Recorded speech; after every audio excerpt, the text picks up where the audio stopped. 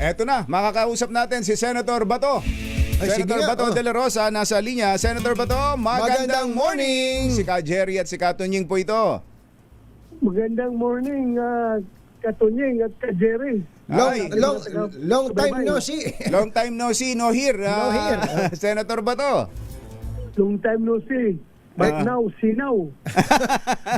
Kumusta po ba ang tinutuluyan nyo dyan? Ang accommodation okay ninyo? naman ba ang accommodation nyo dyan o sa kwarto lang ninyo? Sa kwarto lang, sa kwarto, sa opisina lang. Sa opisina? Sa opisina.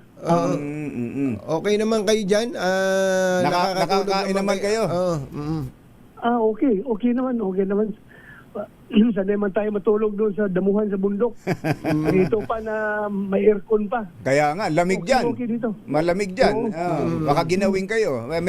Sa bagay, may malet nung hinahabol kayo, may madalang malet eh. Damit nyo ba yun, Senator Bato? Ano, yung? Nung hinahabol kayo, may kasunod kayong may dalang maleta. Iniisip namin, mga damit ninyo staff ko yun. Oo. Staff ko yun.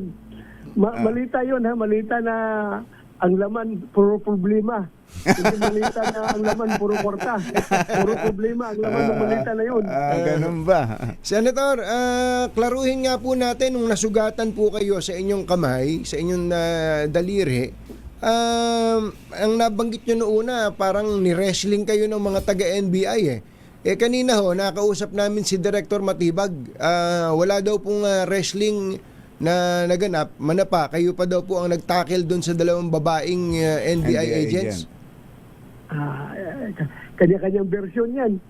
Kung version niya yan, version ko, yung anong naramdaman ko. Kung anong standard mo sa wrestling, sa akin, pag ikaw hinawakan at nagpumiglas ka, sa akin, wrestling na yun eh.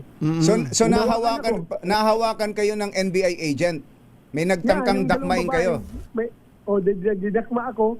So, yung ano ba sa Tagalog? Pumalag kayo, pumalag. Pumiglas. Pumiglas, tumakbo. Pumiglas ako tumakbo kasi pakila, sir, NBI kami. Pumiglas ako, tumakbo. So yan sa akin ang wrestling. Hindi naman yung body slam ko yung babae doon sa sahig. Gusto niya wrestling na ibig sabihin. Ang wrestling sa akin, yung nagpupumiglas, wrestle na yun sa akin. So, dalawang babaeng NBI agents, nagpakilalang NBI agents, yun po yung dumakma sa inyo? Yes, at may kasunod siya na 3, 4 na lalaki. Hindi na ako naabutan ng mga lalaki, pero sa pagtakbuhan, yung mga lalaki ang nakahabol sa likod ko. Oo. Pero ang bilis yung tumakbo, Senator Bato ha? Nakita namin kung paano kayo po tumakbo eh. Parang nakikita kitang nagpa-practice ng firing sa Camp Karingal eh. Run for your life. Run for your life.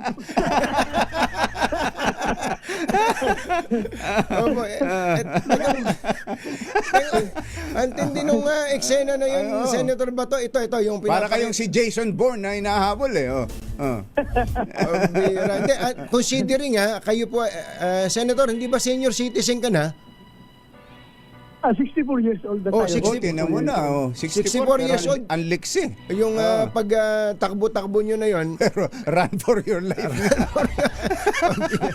Iba talaga pa, Senator. Sir, kaninong senador ho ba kayo nakisakay nung dumating kayo sa Senado? Nakisakay daw kayo sa senador. Hindi ko na sabihin kung kanino. Mamaya, sabihin niya, pinasakay na nga kita. Susumbong mo pa ako. Tama. Oo. Ito naman it doesn't matter naman kung anong mode of transportation ang ginamit ko padating dito sa Senado. Kahit na maghabal-habal ako, wala mang problema dyan yung habal-habal sa sakyan ko. Basta importante makarating ako.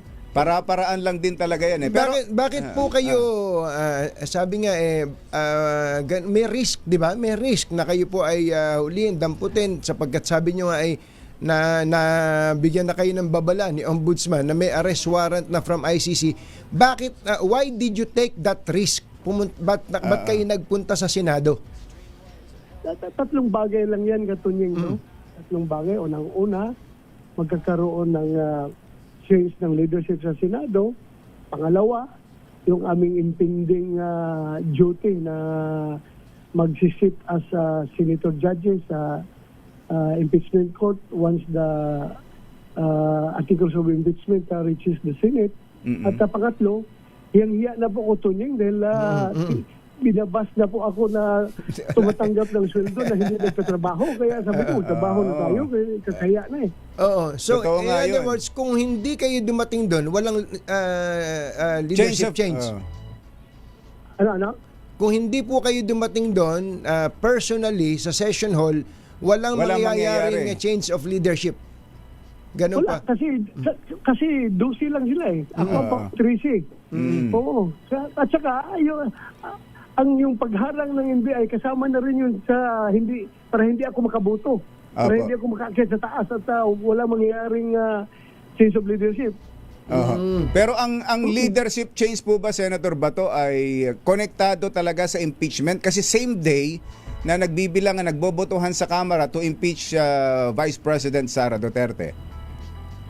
Why, hindi naman yun ang main consideration dahil matagal naman yan kahit kailan man yung change of leadership ay andyan yan. Walang minority na hindi nangangarap na magiging majority. Eh, kami, we were once majority. At sila ang minority. Inagaw nila sa amin. So, wala namang problema yan. Kasi that's a normal process sa Senado. Pero kung sabihin mo dahil sa impeachment, with or without impeachment, lahat ng minority gusto maging majority. Ibig sabihin, kung alam nilang may 12 na yung sila Senate President Alan at hindi nila makukuha yung leadership kung walang bato, ibig sabihin malapit lang ho yung kinaroroonan nyo. Saan ho ba kayo naglagi? Secret. Secret. Ang galing nyo eh. Pero mo, ilan nyo? 6 na buwan. Palagay ko sa MOA lang kayo tumatambay eh. Yun lang. Yun lang. Teka muna. Nag-disguise ba kayo? Nagdi-disguise ba kayo? Naglagay ba kayo ng buhok? Nag-disguise ako once pero hindi man umibigto dahil nung pagsabi ko na pagsabi ko na full tank 95. Sabi ko sa gasman na full tank 95. Narinig yung boses ko. Sir Bato! Bulabog yung boses ko eh. Sabi ko. Ikaw pala yung nagpagas na tumakbo, hindi nagbayad. Dahil nakakilala. Teka muna, Senator Bato, kayo nag-file na ng motion sa Supreme Court, kaya ang NBA ngayon ay stand down. Yes. Hintayin natin yung resulta ng Supreme Court decision. Anong magiging decision nila. Ano po ang nature ng inyong ipinail na motion? TRO. TRO. Oo, umihilim kayo ng TRO. Sir, meron po kayong appeal kay Pangulong Bongbong Marcos na huwag kayong ipapadala sa Netherlands. Meron yung pong appeal ninyo na yon ay sinabi nyo after na magsalita kayo ng hindi rin naman magaganda, tanggapin natin na hindi rin magaganda tungkol kay Pangulong Bongbong Marcos. Optimistic ba kayo? Positive ba kayo na magbibigay siya ng positive na response doon sa appeal ninyo? Well, if you are in a dire situation, all you have to do is to be optimistic about all the things that you need to happen. Yun naman talaga. After all, kahit sabihin mo, magkalaban kami sa politika ngayon, naman, magkasama kami. Kasama kami ng kampanya, kasama kami nag-iikot para magampanya para sa kanila.